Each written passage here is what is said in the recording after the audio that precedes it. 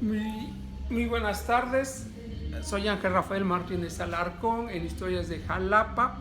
Esta tarde vamos a conversar con Alejandro Corzo, un egresado del Instituto Nacional de Bellas Artes, sí, de la ENAT, Escuela Nacional de Arte Teatral, y que también es colaborador del Museo de las Intervenciones en la Ciudad de México, y que tiene un espectáculo, personajes con historia. Esta tarde del 18 de marzo estará en Jalapa, el 18 y el 19, en este evento que ya se está promocionando en Casa Santana, y que gracias al licenciado Filiberto Lozano estás en Jalapa con esta, es una gira más en tu trayectoria. Sí.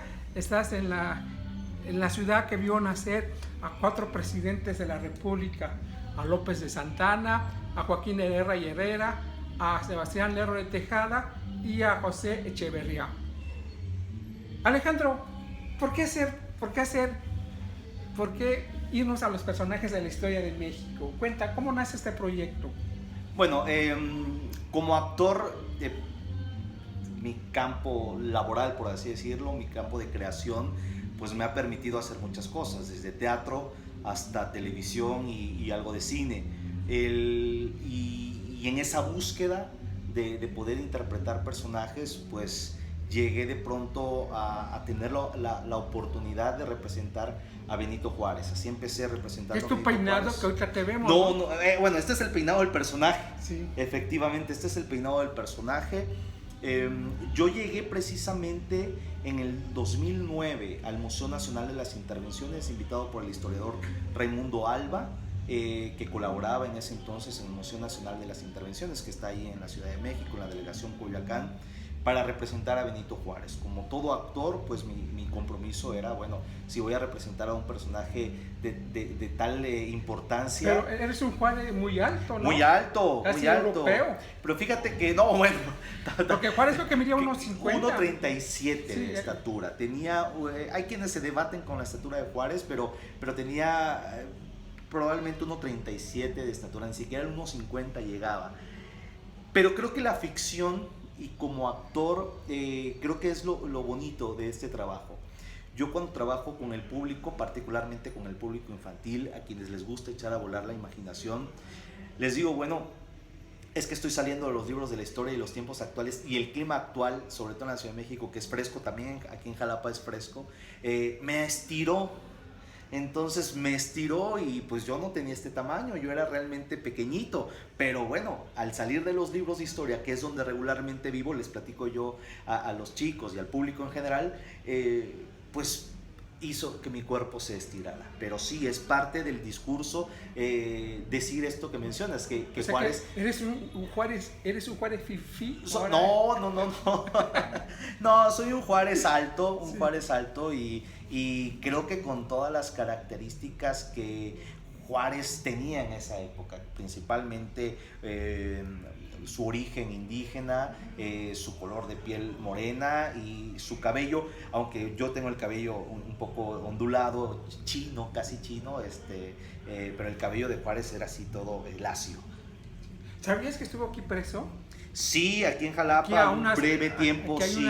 Ahí todavía se conserva la placa donde nuestro estimado y queridísimo general Antonio López de Santana, sí. Aquí lo vi. Y después creo que lo mandó a San Juan de Ulúa. Sí, precisamente en esa época en la que regresa Santana de Colombia, que lo mandan a llamar y regresa a gobernar y vámonos, se van todos los que me trataron mal a la cárcel. Oye, Alejandro, ¿qué tanto tuviste que leer? Porque Juárez es una bibliografía intensa, sí. ¿No? En este país, en los últimos 160 años, o más bien, en los últimos 120 años, desde que Porfirio Díaz se instaura sí. a Juárez como héroe nacional, se ha producido miles y miles de obras, de tesis, de libros.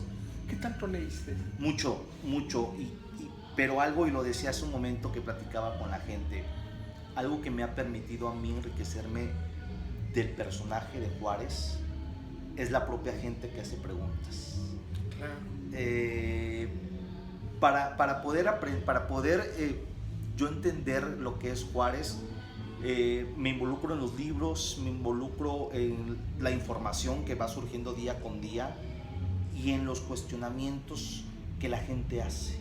Una vez me preguntaron, oiga, ¿y cuándo conoció Benito Juárez a Maximiliano? Pero yo estaba empezando a hacer a Juárez, entonces a mí me quedó la duda, yo no lo tenía claro.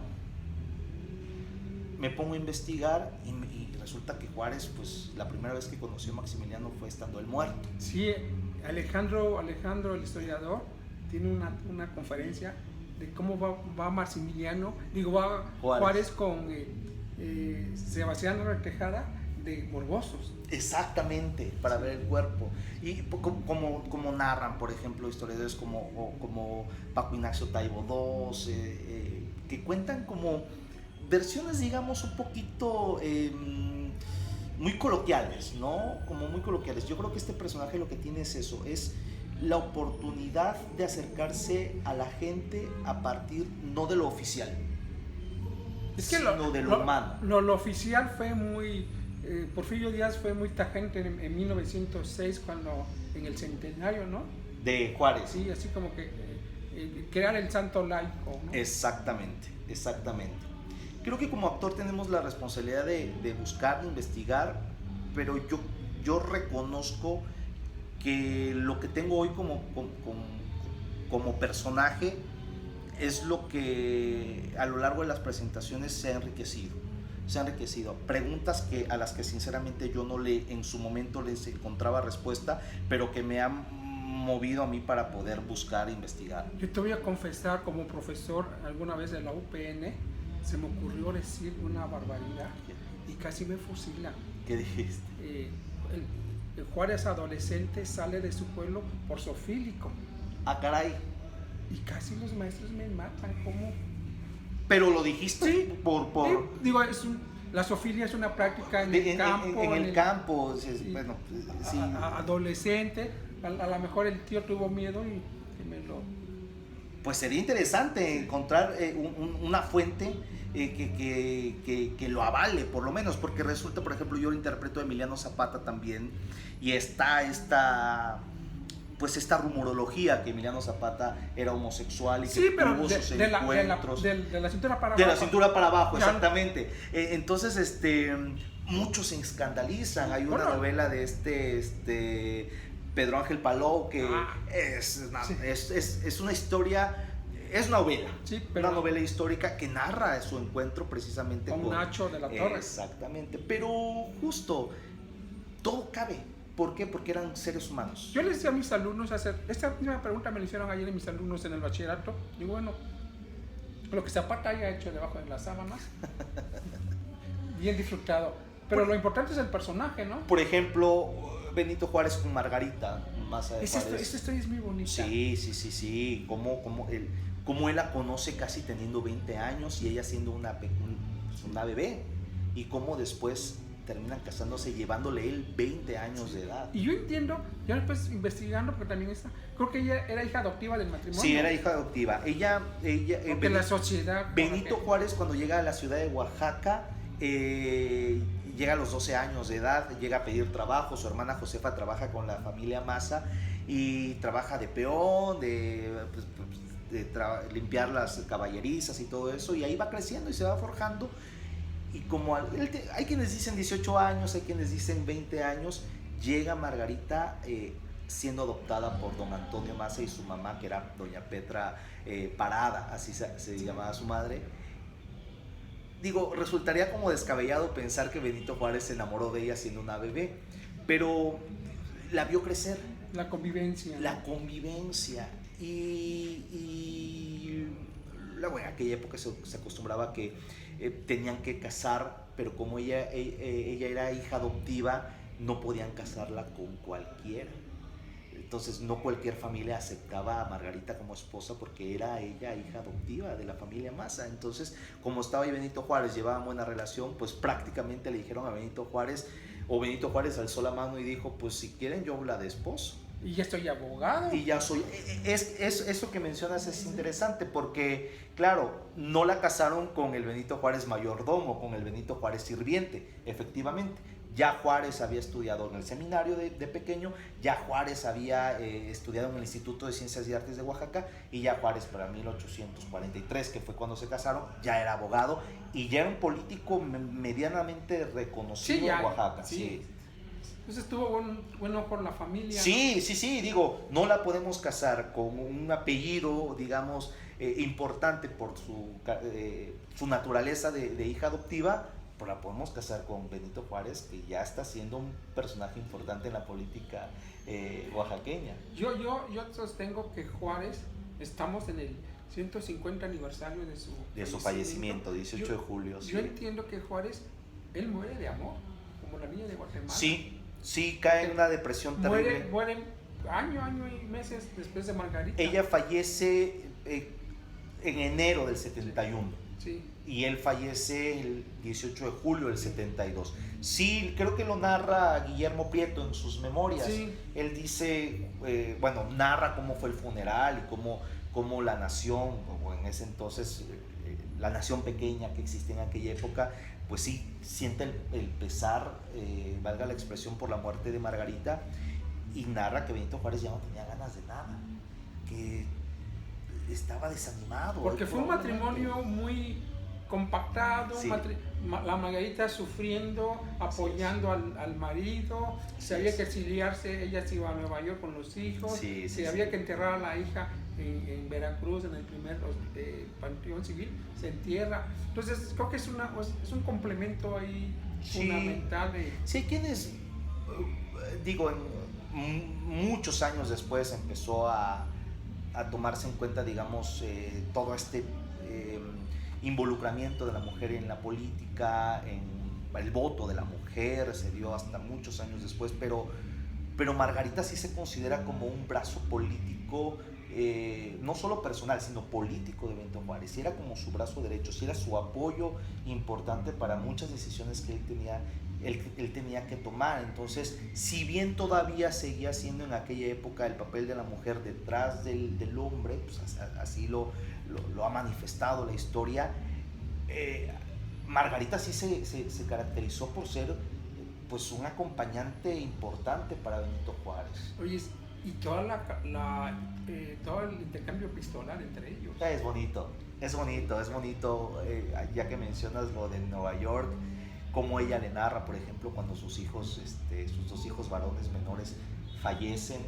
Y falleció uno de los más queridos. Sí, creo que es Antonio. Sí, José Antonio, José Antonio. No, era Antonio y José María, eran los dos, que fallecen, y sí, él de hecho le dice en una de sus cartas, ¿no? Mi hijo más querido, ¿no? Mi hijo más querido ha fallecido. Pero fueron como 12 hijos, ¿no?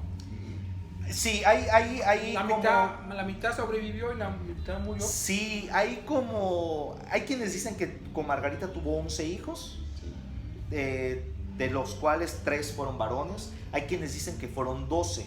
Lo que es un hecho es que antes de tener hijos con Margarita, Benito Juárez tuvo dos hijas.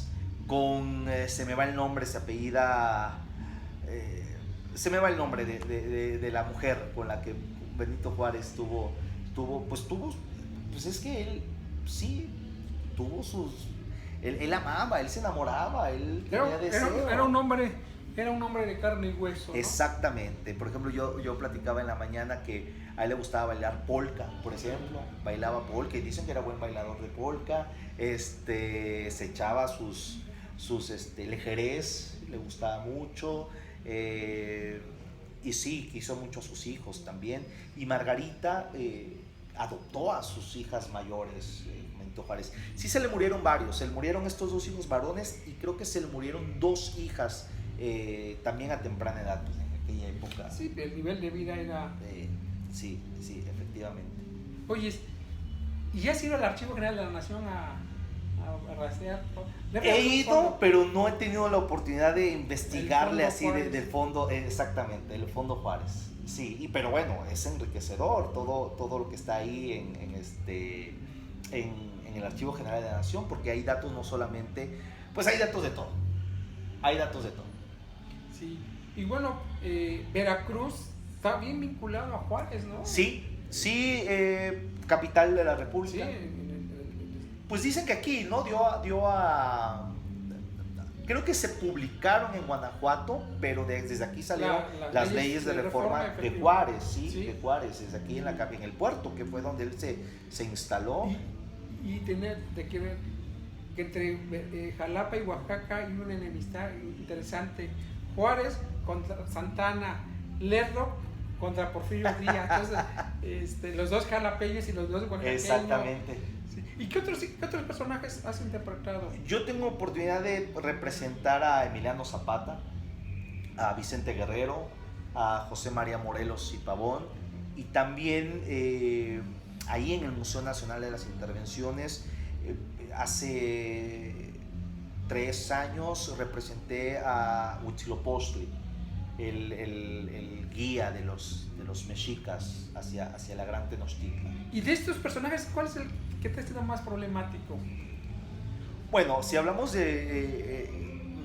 creo que cada uno tiene su peculiaridad. Huitzilopochtli, lo que pasa es que, ya te mostraré algunas fotos, tiene una caracterización complicada en cuanto que yo me pinto prácticamente todo el cuerpo, traigo un penacho, tengo un vestuario elaborado por una escenógrafa, compañera mía, Laura Martínez, que también es egresada como escenógrafa de la Escuela Nacional de Arte Teatral, y implica mucho tiempo de caracterización, y ya en la representación es cansado porque tengo un penacho en forma de colibrí. ¿Tú no quieres entonces, el que está allá, el de Moctezuma? ¿Tú sí trabajas con penacho o sin penacho? Yo con penacho, sin penacho. Como dicen, sí. Sin penacho no hay palacio. Sin penacho no hay palacio, exactamente. Sí. Pues dicen, bueno, uno de los argumentos que mencionan por los cuales es imposible transportarlo es porque se puede deshacer, ¿no? Al momento de transportarlo. Es tan frágil, tiene muchísimos años que si se llega a mover, pues, prácticamente se disuelven las. Sí, yo apoyo que se conserva ya, está muy bien.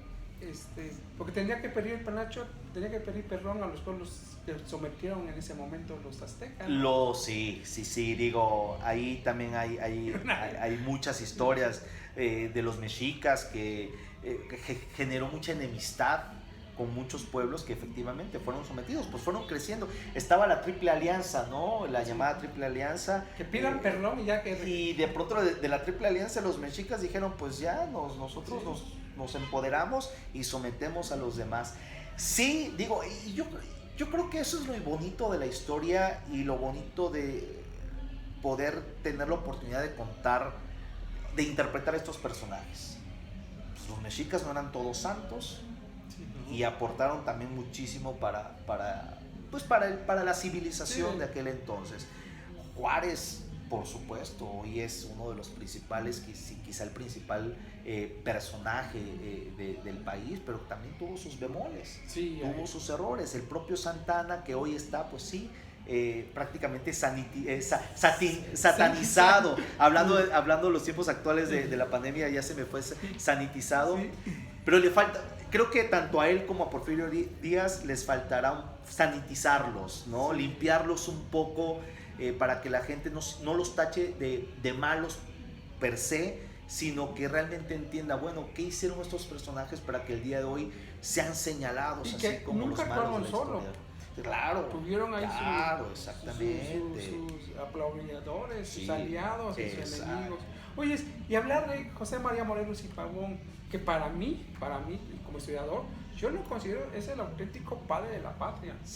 Sí, lo que pasa es que con Morelos le tocó el grueso del movimiento de independencia. Hidalgo se muere muy rápido.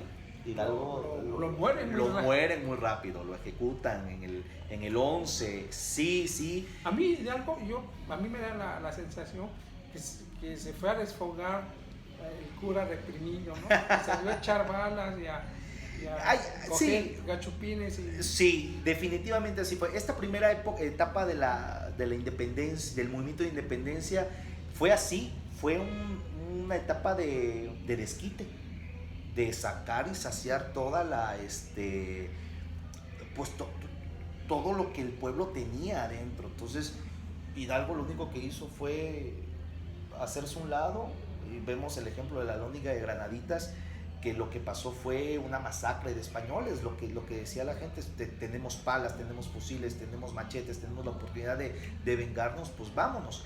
Y Morelos lo que dijo fue: no, o sea, yo no le puedo dar la facultad a cualquiera, pues, de levantarse en armas. Entonces Morelos empezó a ser más selectivo, no incluyó a cualquiera en su ejército, y eso le permitió a él tener más control de su ejército, más orden, y eso le permitió también ir ganando más. Y bueno, más lugares. Yo creo que Morelos, lo tenemos que recordar, que era un arriero, que conocía el campo, sabía los caminos.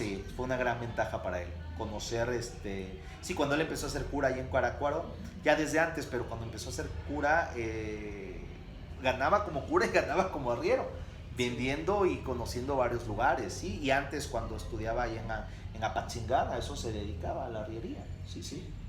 Oye, ahora que está tan desgastado el término de siervo de la nación, él qué imaginación, ¿no? Yo me aclaro el siervo de la nación. En el caso de Morelos, yo creo que tiene, a mí me gusta, me gusta porque pues, lo he leído y porque así lo he entendido también. Para muchos de estos personajes, principalmente Hidalgo y Morelos, que son de los que estamos hablando, quizá más para Morelos, la guerra de independencia fue una guerra santa. Sí. Él estaba convencido de que era una guerra religiosa, una guerra santa. Hasta le llamaban el Mahoma mexicano. Es que él pensaba, bueno, Moisés liberó el pueblo judío, Jesucristo liberó al pueblo, Moisés liberó al pueblo de Israel, Jesús al pueblo judío. Nosotros estamos liberando al pueblo mexicano del yugo español.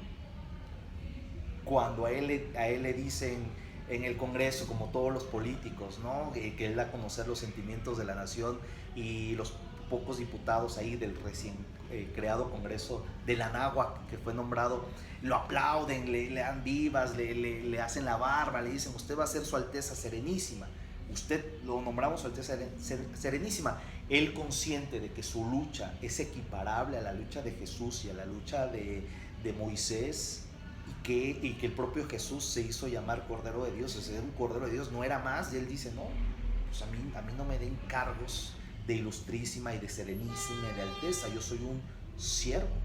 Porque además Morelos era muy creyente de las leyes, y él no podía erigirse por encima de las leyes, y quienes establecían las leyes pues eran los señores diputados de ese momento, y entonces él, por muy Morelos que era, terminaba siendo un súbdito de ellos. O sea, él era un siervo, él lo que ellos mandaran, lo que las leyes establecían, él lo iba a respetar, y al final de cuentas yo creo que eso fue lo que generó también muchas disputas, y que lo llevó al final de cuentas a su aprecio y a su muerte. Y que estuvo en Veracruz. Morelos en una gira en Orizaba, le tocó tomar Orizaba, y nos trae a Guadalupe Victoria. Así es. El Guadalupe Victoria, que vino a organizar la insurgencia en la Intendencia de Veracruz. Aquí dejó a José Miguel Ramón Adaucto Fernández y Félix. El Guadalupe Victoria, que dicen, se está documentado que sufría ataques de epilepsia, Guadalupe Victoria, y que probablemente tendría que corroborarlo. Creo que fue en Oaxaca, la toma de Oaxaca, o habrá sido la toma del puerto de Veracruz. En unos ataques, le dio un ataque de epilepsia, se recobró tomó la razón, la conciencia. Tomó las sales. Y que en ese despertar fue que en uno de esos despertares le dijo a Morelos: usted como generalísimo, pero sobre todo usted como sacerdote, permítame cambiar mi nombre de José Miguel Ramón Aducto Fernández y Félix al de Guadalupe Victoria. Por Guadalupe, por la Virgen de Guadalupe, y por esto que se dice que lanzó, creo que fue en la toma de Oaxaca, él lanzó su espada, y él dijo: va mi espada en prenda, y se lanzó a buscar su espada, y tras él fue el ejército, y bueno, se alzaron con la victoria. Entonces utilizó estos dos nombres. De ahí, a partir de ahí es lo que se dice que surgió el nombre de Guadalupe Victoria. Y que en Veracruz, algunos historiadores, tenemos la polémica, algunos historiadores lo toman como el primer gobernador de Veracruz. A Guadalupe Victoria. Sí. Ah, mira. Bueno, Santana tuvo en sus manos su vida. De Guadalupe Victoria. Sí, de acabarlo o de rescatarlo. Es que Santa Anna, sí, o sea, en la vida independiente de México, en los primeros años de la vida independiente de México, Santa Anna jugó un papel importante, definitivamente. Estaba ahí metido junto con Guerrero, que era su compadre. No, y también hizo compadre a Victoria. A Victoria. Sí. Eso no lo tenía, Entonces, claro. Sí, estaba inmiscuido, él participó también en contra de, para derrocar a Iturbide. A Iturbide, y después a Guerrero. Al propio Guerrero, pero ahí un poquito también. Por eso te decía en un momento, hay que entender, ¿no? Porque Victoria en ese... Santana, si uno...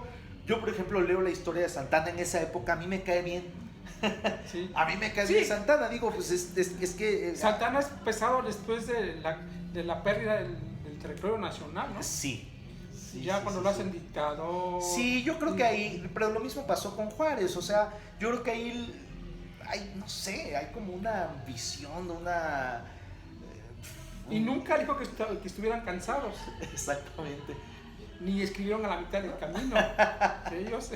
Sí, es cierto. Sí, digo, no sé, los personajes de pronto tienen esta dualidad, esta complejidad, ¿no? Que en aquellos tiempos, pues, sí se veían obligados a tomar decisiones que pudiéramos hoy no comprender. Yo lamento mucho que el Estado mexicano, que es el que manipula la historia, no le dé la importancia a Morelos. Sí, ahora que lo dices puede ser. Y lo que escribió Morelos, lo que hizo Morelos, lo que se movió, que creo que hasta Napoleón Bonaparte se yo con otros Morelos conquistó al mundo, ¿no? Sí, se dice que eso mencionó. Sí, no sé a qué se deba, quizá resulta más atractivo hablar de la consumación y no de esa etapa en la que... Yo creo que también tiene que ver cómo terminó Morelos, ¿no? O sea, Morelos llegó a un punto muy álgido como generalísimo, pero después le quitan el cargo de generalísimo, que es el cargo de ejecutivo, termina siendo muy incluso ninguneado por el propio Congreso. El Congreso le da como que hace a un lado los sentimientos de la nación, se dan cuenta que Morelos tiene ideas muy progresistas, tiene ideas muy avanzadas, quizá los en un lado dan a conocer la Constitución Apachinga, no lo toman mucho en cuenta, luego Morelos empieza a tener equivocaciones, pierde en Valladolid, quizá desde ahí se empieza a fraguar como que, bueno, este general que llegó tan alto empieza a perder importancia y ahora le quitamos cargos, le quitamos responsabilidades y lo ponemos simplemente para que resguarde la seguridad del Congreso. Y también como murió, o sea, murió juzgado por la iglesia, juzgado por el virrey Calleja, muchos dicen que delató, que él estaba metido en una enorme depresión, no sé, quizá ese fin de Morelos pues ha hecho, no sé, que mucha gente hoy en día no. Y ahora el hijo ya participa en las mañaneras, el hijo, ¿no? Ah, ¿quién es el hijo de Morelos? De Morelos. Juan Nepomuceno Almonte. ¿Ya salió en las mañaneras? Antier lo nombraron. Sí, lo pusieron de conservador. Sí, esa es otra historia interesante, ¿no? Juan Nepomuceno opta por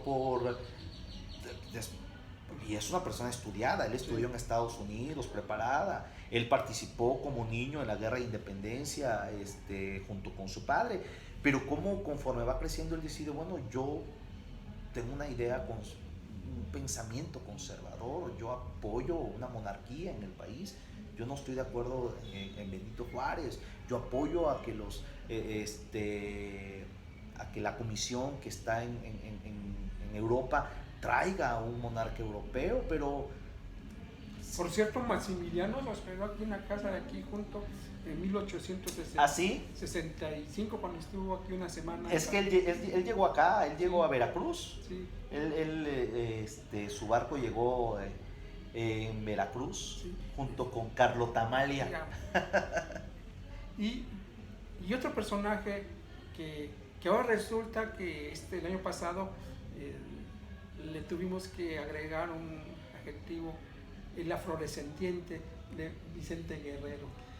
Sí, Vicente Guerrero, afrodescendiente. Bueno, hoy los tiempos nos están indicando que quizá nuestra manera de referirnos a las personas pues debiera cambiar. Quizá hoy resulta importante reconocer que hay una raza africana, una herencia africana en nuestro país, y que muchos de estos combatientes, como el propio Guerrero e incluso el propio Morelos, tienen sangre, pues sí, son afrodescendientes. Aguirre Beltrán en 1946 en su obra La población negra de México lo menciona, pero no pasó. No le da tanta importancia. Sí, Vicente Guerrero de Tixla, que era el centro político de Acapulco, joven.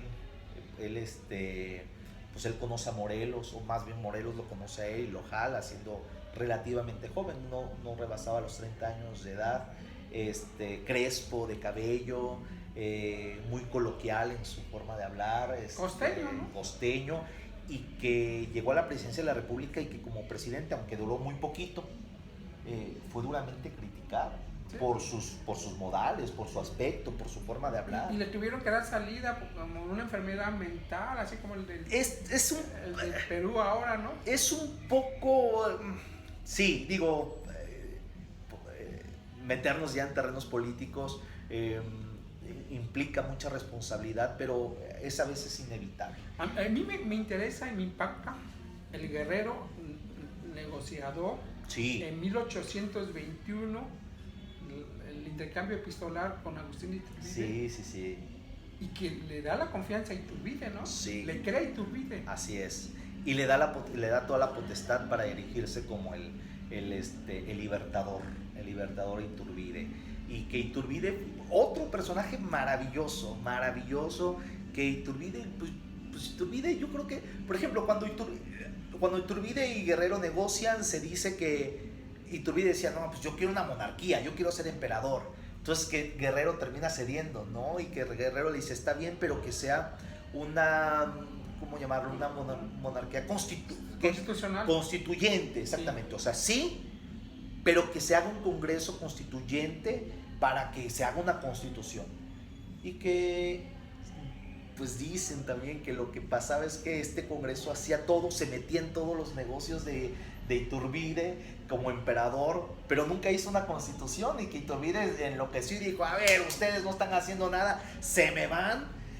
Y que fue ahí cuando también Santana, Guerrero, Victoria, Mier y Terán dijeron, a ver, espérate, no puedes disolver así el Congreso, porque sí, pero el Congreso no está haciendo una constitución, están haciendo cualquier cosa menos lo que les corresponde. Y que de ahí Iturbide dijo, bueno, pues yo voy a ser el único y nadie conmigo. Y una de las cosas que defendían estos personajes, porque fue por lo que murió Morelos, pues era el Congreso. Pero ya sabemos también que el Congreso se las gastaba hasta el día de hoy.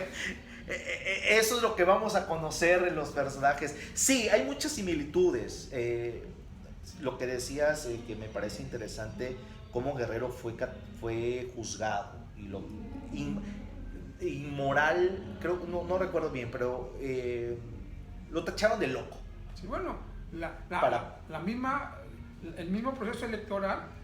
Se piensa que es el primer fraude electoral del país. Le llaman, una vez yo tuve la oportunidad de representar en un tianguis turístico en la ciudad de Puebla, a Guerrero y me encontré con un hombre bueno, platicamos, él sabía mucho de historia y me dice, Guerrero, el primer presidente golpista que tuvo México, el primer y único presidente golpista, o por lo menos hacía grandes luces. Y bueno, algo habrá de verdad. Hay quienes dicen que sí, efectivamente Guerrero llegó a partir de un golpe de Estado, él no fue electo presidente de la República, fue Gómez Pedraza. Y pero bueno, la gente no lo que se dice es que a favor de Guerrero, como argumento de Guerrero, es que la gente no quería a Gómez Pedraza, sino que quería Guerrero, y Guerrero dijo, bueno, pues si me quieren a mí, pues yo le entro, y que el Congreso decidió disolver, y que aquí entra, da para mucho, y que aquí entra también a jugar un papel importante el tema de las logias masónicas. No, y el plan de Jalapa. Exactamente. En 1829, que es el que Santana, aquí con su plan de Jalapa, desconoce al presidente constitucional. Así es. Y bueno, el presidente Luis Echeverría hace 51 años decreta que el libertador de la patria es Vicente Guerrero. Pues sí, o sea, sí. Yo como actor representando a Guerrero y de todo lo que he investigado, podría estar de acuerdo. O sea, yo tengo ahí una... sé también, perdón por la interrupción, un poco también como lo que se ha hecho con Morelos. A Guerrero también no se le ha dado quizá ese lugar como libertador o como impulsor, exactamente, como impulsor de la independencia de México. Que la independencia ya es que dicen que realmente se dio porque la Iglesia Católica dijo, mira, mejor aceptamos la independencia porque allá está la Constitución de Cádiz otra vez y mejor sí, muchas cosas, es muy bonita la historia. Oye, Alejandro, yo me pregunto, ¿por qué no Agustín de Iturbide invita a firmar a Guerrero el acta de independencia? Bueno, es interesante. Muchos dicen... Pacto contigo, acordamos, y cuando hay que ser protagonista, no te invito. Hay quienes dicen, bueno, de ahí se agarraron algunos para decir de por sí, ¿no? Que Guerrero era analfabeta y no sabía ni firmar. Cosa que, pues, no es un argumento, me parece sólido, porque pues si se tratara de firmar, cualquier garabato o incluso la huella hubiera servido para que Guerrero. Creo que lo comisiona, Iturbide creo que lo comisiona hacia el sur del país, no sé si Acapulco o incluso Veracruz, justo para cuando es la firma del acta de independencia, que está llena de firmas. Sí. El acta de independencia, ahí está la de él, O'Donoghue y infinidad de personajes. No sé. Le dio más importancia a la Guardia Rodríguez. Exactamente. Yo, por ejemplo, dentro del monólogo establezco que Vicente Guerrero asume que su firma no tenía por qué estar presente en el acta de independencia. Como lo decías hace un momento, Guerrero decide darle todos los honores, toda la... humildad, ¿no? Yo creo que sí, va por ahí. Creo que Guerrero le dijo a Iturbide, porque Guerrero, aunque no era analfabeta, sabía leer y escribir, pero Guerrero se sabía limitado. Guerrero sabía que Iturbide ante él era un personaje mucho mejor preparado. Entonces yo creo que va por ahí que Guerrero le dice a Iturbide, tú eres el libertador, tú encárgate. En la marcha, en la entrada que hicieron el 27 de septiembre del 21, en la entrada que hicieron triunfal, quien iba adelante era Iturbide y Guerrero se quedó en la parte de atrás. Entonces yo creo que eso también repercutió al momento de la firma del acta, cuando Iturbide comisiona a Guerrero para que se vaya fuera de la Ciudad de México. Guerrero yo creo que dijo, pues sí, a mí no me interesa. Incluso para la presidencia de la República, yo creo que Guerrero, por ejemplo, decir sí, hubo fraude, sí hubo, fue presidente golpista, yo creo que no fue tan calculador ni tan maquiavélico para Guerrero. Exacto, yo creo que fueron las circunstancias. Yo sí pienso... las logias masónicas, ¿cómo influyeron, no? ¿Cómo influyeron? Y yo creo que ahí Guerrero se vio muy presionado por Poinsett, que era el embajador, que vino a establecer el rito yorquino al país. Yo creo que sí se vio presionado. Y también se esperó por estas calles, en la calle. ¿Poinsett? Sí. No, es que Jalapa es un lugar que permitía descansar Sí, ya estamos historia y ya estamos pie de la montaña, ¿no? Exactamente. Han llegado. Exactamente. ¿Y qué otro personaje interpretas del siglo XIX? Solamente ellos. Hasta ahorita tengo esa oportunidad de representar a esos personajes. ¿No te ha dado por interpretar a Maximiliano? No, porque Fernando de Paso, con ese monólogo de Carlota, sí, que son una dulzura. Yo tuve un maestro, en paz descanse, Francisco Corro Olivares, que en el siglo XIX nos recitaba los diálogos de Carlota en clase. ¿Sí? Y era un maestro antropólogo, normalista, y había hecho teatro. Entonces, imagínate, el salón le quedaba chico para los diálogos de Carlota. Pero no tengo la apariencia, el aspecto físico de Maximiliano, entonces yo creo que otros compañeros actores tendrían. De hecho, hay un compañero actor en el Museo Nacional de Intervenciones que lo hace. He visto otros compañeros que representan a Maximiliano, otro que tiene sus detractores, pero también a gente que lo quiso mucho en México. Fue muy querido Maximiliano. Carlota, en Ciudad de México, donde estuvieron ellos viviendo, fueron muy queridos. Maximiliano instaura los apoyos sociales para los pobres. Sí, lo que pasa es que ahí fue una jugada de los conservadores que dicen que le salió mal porque pues, se trajeron un liberal. Sí, se confundieron. Se confundieron. Apoyó las leyes de reforma, apoyó la Constitución del 57. Entonces te traímos para... Exactamente, y no para que vengas a apoyar esto con lo que estábamos nosotros en contra. Pero justo es de lo que hablamos, ¿no? De pronto no creo que se trate de buenos y malos, sino de entender los motivos por los cuales estos personajes, como nosotros, como cualquiera, como los gobernadores actuales o gobernantes actuales, pues ellos lo que buscan, eso queremos creer, pues es lo mejor, ¿no? Y a veces aunque otros tienen otros datos. Aunque otros tienen otros datos, exactamente. A lo mejor se pueden equivocar, pero pues sí, ya la historia los juzgará. ¿Y del siglo XX a quién interpretas? A nadie, pero a lo mejor dentro de unos años, como buen tabasqueño, represente a alguien. Quizá funciona. Alguien, quizá, no sé. Ahorita, estos son los personajes que tengo la oportunidad de representar y que ya represento desde hace algunos años. Y como artista, ¿quién te gustaría? Bueno, yo tuve oportunidad de trabajar con Damián Alcázar en un proyecto para la Escuela de Cine. Estuvimos trabajando en varios momentos con el Centro de Capacitación Cinematográfica, que es vecina, está al lado ahí de la Escuela de Teatro donde yo estudié. A mí me parece que es uno de los mejores actores que tiene este país. Jesús Ochoa también tuve la oportunidad de trabajar con él en una telenovela. ¿Cuál? El Bien Amado. El Bien Amado es una telenovela en la que él es presidente municipal, pero es un presidente municipal, hablando de personajes polémicos, es un presidente municipal un poco mañoso, ¿no? Cuyo todos, como muchos personajes, que tiene tiene el interés de que se inaugure uno de sus principales aportes como presidente municipal, que es el Panteón, pero el tema es que nadie se muere, ¿no? Ahí estuve en esa telenovela. En fin, hay muchos compañeros actores, algunos con los que he tenido oportunidad de trabajar, otros con los que me gustaría trabajar, que me inspiran, a los que yo reconozco y cuyo trabajo me gusta.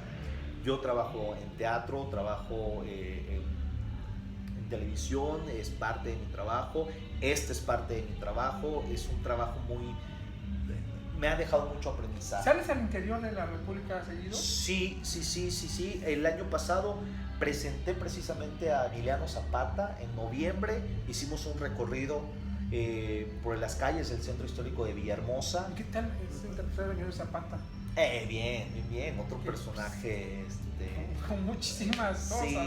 Sí, un personaje maravilloso. ¿Y qué es el de los personajes que pierden en la revolución pero siguen vigentes, ¿no? Sí. Zapata y Villa. Asesinado en el 19. El 10 de abril. No es propaganda, estamos hablando del 19.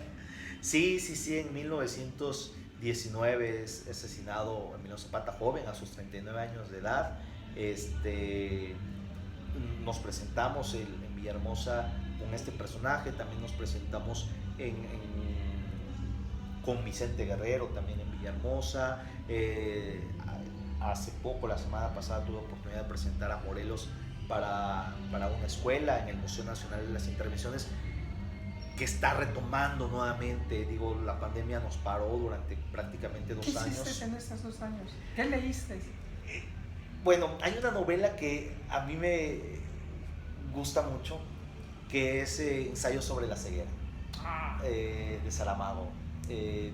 Cuando le dan el premio Nobel a Saramago en el 90 y tantos, la ministra Esperanza Aguirre en España, yo estuve en ese momento, le preguntan sobre Saramago, y muy cuca doña Esperanza Aguirre, que es grande en España, dice: no conozco a la señora Saramago.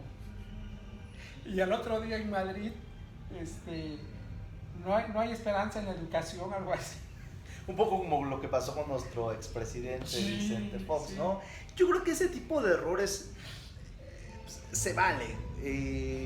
Pareciera que, bueno, sí es necesario y responsabilidad de quienes nos gobiernan tener un bagaje cultural amplio, pero bueno, hay chascarrillos que se van, hay errores que se van, de pronto podemos ser como muy juiciosos. Oye, valga por la cierto, al respecto. en una de las mañaneras, el ingeniero de Palacio, a la esposa de Porfirio Díaz, a la última, a esta, ¿cómo se llama? A la que fue su sobrina. Acá no, Carmelita. Carmelita. La casa con Benito Juárez. Así la casa. Pues ahora resulta que puede ser hasta pedófilo. No. Sí, te digo, son estos errores que de pronto se pueden tener. Yo, mientras no sean repetitivos, creo que no pasa nada, pero sí puede suceder. Yo, por ejemplo, tengo esta responsabilidad, ¿no? Al representar este personaje, de tratar de ser muy, muy claro en esta información, ¿no? Al dar información, hay cosas que de pronto se me pueden escapar, pero siempre con la responsabilidad de mantener una información clara y lo más certera posible de lo que estamos contando. Sí, la pandemia modificó muchas cosas, sí paró mucho a nuestro trabajo, nuestro trabajo se da para el público, nuestro trabajo es interactuar con el público. Pararon las producciones de series, dejaron de haber castings, dejó de haber presentaciones para el público, y de pronto sí era un poco como encontrar nuevas maneras pues de generar y de generar contenido y de hacer cosas, ¿no? Pues hoy en día pues ya muchos estamos acostumbrados a las transmisiones en vivo, al Zoom, en fin. ¿Y qué futuros hay? ¿Qué proyectos en el futuro tienes? Bueno, para mí esto de los personajes históricos es algo en lo que estoy muy involucrado. La idea es no solo tenerlo en Jalapa, sino en otros estados, en otras sedes. Se viene el 10 de abril, que es una fecha importante para conmemorar a Emiliano Zapata. Por ahí vamos a estar haciendo algunas cosas con Emiliano Zapata. Hay por ahí proyectos de televisión. Oye, que espero que se concreten. ¿Y haces el Zapata Gay? Zapata Gay. También la polémica. El Zapata ese pintado de rosa y con zapatillas, que me pareció genial, la libertad artística, sí. Una vez hice una presentación precisamente en el Museo Nacional de las Intervenciones como Emiliano Zapata, y una persona me hizo la pregunta: ¿qué piensas que te representen así? Y un poco como Emiliano Zapata creo que respondería, y un poco como yo dije, bueno, la libertad. No es que me encante, pero cada quien tiene la libertad de hacer lo que guste, lo que le guste. Pero a mucha gente no, a mucha gente todavía, digo, son formas, es una parte de la cultura que quizá valdría la pena, no sé, seguir erradicando, pero muchos hombres no les gusta pensar que Emiliano Zapata haya sido, sino gay, pero sí haya tenido encuentros con otros hombres, o por lo menos con don Ignacio. Sí, todavía les genera mucha molestia, porque claro, Zapata representa al macho mexicano. Sí, Mujeriego. claro, mujeriego, todo lo que representa el macho mexicano. Y de pronto le dices, pues tu macho mexicano se metía con hombres, sí puede generar un poco de ruido para quienes todavía tienen arraigado este pensamiento, ¿no? Que puede ser grave si pensamos que este pensamiento pues llega a generar violencia hacia las mujeres. Me gustó esta respuesta. O sea que tú dialogas con el público. Con el público. Sí, claro. ¿Después claro. de la función sí, o en la función? Dependerá. Se puede ir dando a lo largo de la presentación, tener una plática, una interacción con el público, dependiendo de las circunstancias, y al final, si existe la oportunidad, hay una charla, ¿no? Regularmente la gente, ya una vez que termina, se acerca e interactúa y pregunta o aporta, y eso también es para nosotros bastante enriquecedor. Sí,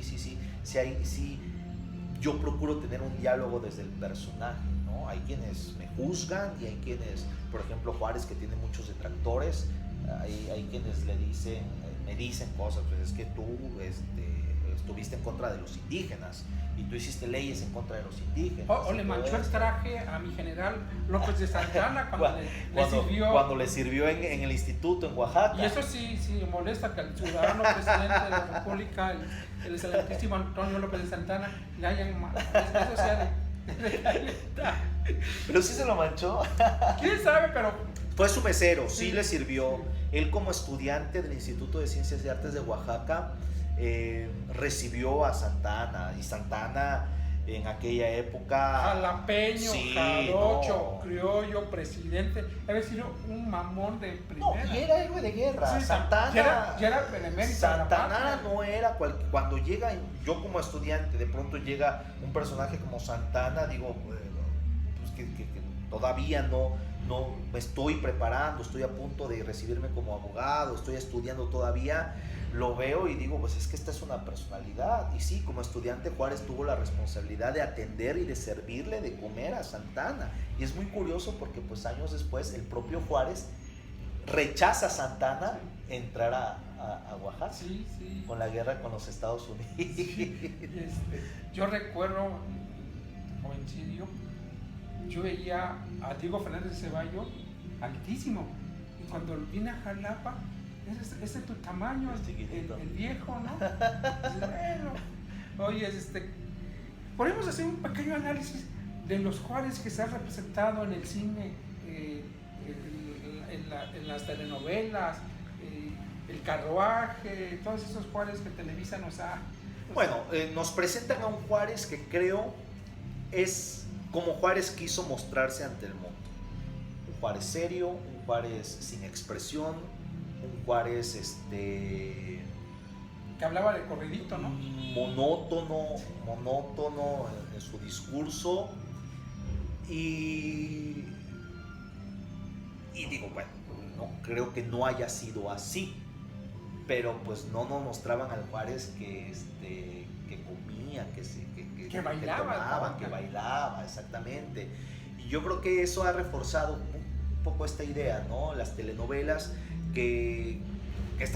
a mí estas telenovelas históricas me han gustado. Yo creo que han aportado mucho, pero también han como viciado un poco la visión, valga la expresión, de cómo eran los personajes, ¿no?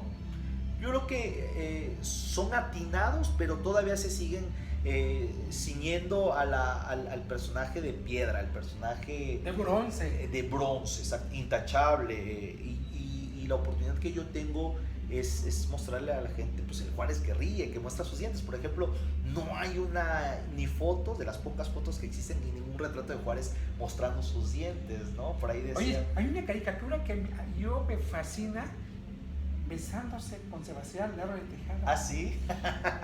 Bueno, se rumora la homosexualidad de Sebastián Lerdo de Tejada, sí, nunca se casó. Exactamente. Y hay en el Monitor Republicano, debía ser un escándalo esa caricatura. Eso es muy interesante porque antes, bueno, como el día de hoy, pero antes la crítica hacia los gobernantes por medio de la caricatura era, y a Juárez lo dibujaron, lo caricaturizaron. Y se quejan ahora en Palacio Nacional. Y se quejan ahora en No Palacio aguantan Nacional. nada. No aguantan nada. Bueno, pues es parte, yo creo que también es parte del juego político, ¿no? Y del discurso político. ¿Cómo ves a este Juárez que utiliza López Obrador? Yo creo que yo creo que el presidente tiene muy claro quién fue Benito Juárez, qué fue lo que hizo, y creo que es consciente del arraigo que tiene en el pueblo mexicano, y lo utiliza, sí lo utiliza como estandarte, y lo utiliza, a mí me parece que de manera honesta y hablando verdades de Juárez. Y yo creo que eso es válido, yo creo que si alguien admira a una persona, pues no va a hablar de los vicios de esa persona. Y en ese sentido el presidente Obrador lo que hace es, pues, hablar del personaje que admira, y hablando de los atributos, de las virtudes, de las cosas positivas que llegó a hacer. Por supuesto que Juárez tuvo muchos errores como persona, como político, pero a mí me parece que es atinado que lo use, y encaja muy bien con la gente, porque Morelos fue asesinado. Sí. Bueno, Hidalgo no me corresponde, no lo represento, pero Hidalgo fue asesinado. Guerrero fue asesinado. Emiliano Zapata fue asesinado. Y aunque existe el rumor, pero es un mero rumor, Benito Juárez murió de un problema del corazón. 66 años. Por cierto, siendo presidente de la República. O sea, no fue asesinado, que dicen que por ahí los masones lo asesinaron y todo eso. Su doctor de cabecera, el jalapeño Rafael Lucio, nació aquí a 4 casas. ¿De verdad? Sí. Que dicen que hay otros rumores o chismes que dicen que lo mató él, porque una de las, lo que se hacía antes era ponerles compresas calientes para poder reanimarlos. Y que por ahí dicen que terminó todo Benito Juárez, que es probable, todo quemado de la cara, porque pues, ante esta desesperación por reanimarlo, le ponía las compresas, y esto hacía que Juárez pues tuviera el rostro quemado. Sí, yo creo que es válido arraigarse de los personajes que uno admira. Entonces, en ese sentido, me parece que este Juárez que nos ofrece el presidente, pues es un Juárez real, es un Juárez que sí realmente fue así, sí existió. No nos va a contar sus... ¿Qué opinión tienes de su obra Apuntes para mis hijos?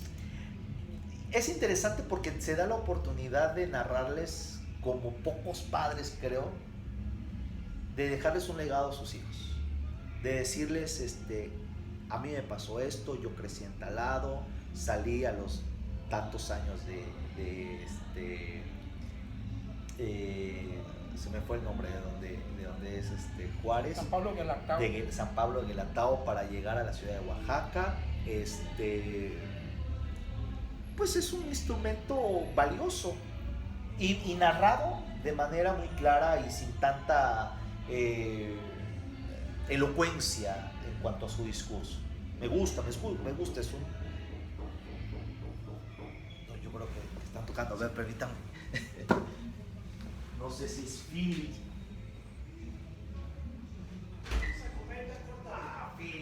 Pues aquí ya llevamos un ratito platicando. Maestro, estoy hablando, vámonos. ¿Estás grabando? Estamos grabando. Aquí está Philly, el responsable Aquí de tener, está Filiberto de Lozano, personaje. un jalapeño ilustre, No ilustre. amigo de muchos y enemigo de otros. Bien amado y bien querido. Bien querido. Philly, anúncianos tu evento que a mí me gustan más personajes de la historia que Tapano, que... Mira, esa es una parte de marketing, de que hay que vender las cosas, ¿no? Si tú vas y le dices que es una clase de historia, pues la gente no se va a acercar. No, pero con Santana tuvo mucho éxito. Sí, porque nosotros hemos sido de esa corriente de estar, de ser neostridentistas, ¿no? Y de hacer ese tipo de cosas, pero la verdad es que si tú lo marcas, hoy me da mucho gusto porque más allá del marketing que es stand-upero, que a mí tampoco me agrada porque se presta que fuera comedia, no, la cuestión yo creo que tenemos que actualizar herramientas educativas y acercar al público, y más que nada a los niños. Yo ayer estaba en una presentación de un libro donde van a correr todo mundo Y dices, pero yo no veo la niños. de Alejandro. Y no vemos niños, ¿no? Ves aquí, ¿y cómo le llaman? Y hablan los papás, y puedo llevar a mi hijo. Y eso es interesante porque hay una conexión.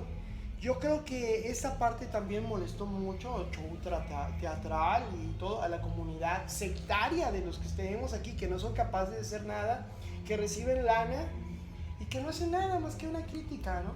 Esto finalmente es un esfuerzo tuyo, mío, de mucha gente atrás que me respalda, que somos amigos, que juntamos, hacemos el cochinito. Y finalmente, les guste o no les guste, uno hace lo que quiere, uno con su dinero, y que en este momento está bien invertido porque es para la ciudad. Es para que en un momento Jalapa vea y recuperemos lo que ya nos... Oye, Filito, lo de esta noche me fascina. ¿Va a haber reconciliación entre Juárez y Santana? Yo creo que no, se presta mucho, mira, tú sabes bien. ¿Va tú sabes. Juárez a Casa Santana? Mira, yo te he explicado, he hecho actividades para perros y a mí no me gustan los perros y estoy ahí. Yo traigo a Juárez y yo soy repulsivo al odio juarista.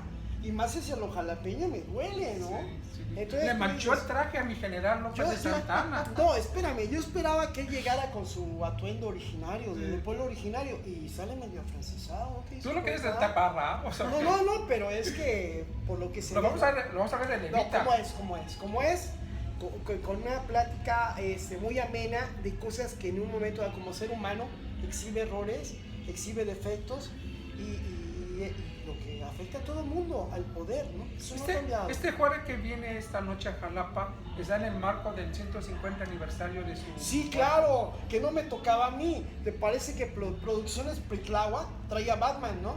Entonces, ¿qué le toca a Bruce Wayne? Pues traer a alguien, un personaje de la historia que debe ser adorado por la cuarta T. La de la traición. Tortas, tacos y la ayuda. No, es traición. Mira, te van a editar el programa. Es traición, tiranía, terror y tragedia. No, esperemos que no sea eso. No hay que ser ahí. Aquí con Alejandro y Fili les agradecemos agradecemos a Alejandro que nos recibió en una habitación aquí en el centro histórico de Jalapa, claro, en los terrenos donde estuvo la casa que hospedó a Maximiliano de Habsburgo en 1865. Aunque que dice que tiene otros datos fue allá enfrente, pero eso es cuestión. Pero bueno, okay. Ahí estamos. Nos vamos a comer, nos vemos en la noche. Alejandro, muchísimas gracias. Gracias a ustedes, gracias. Yo no sé.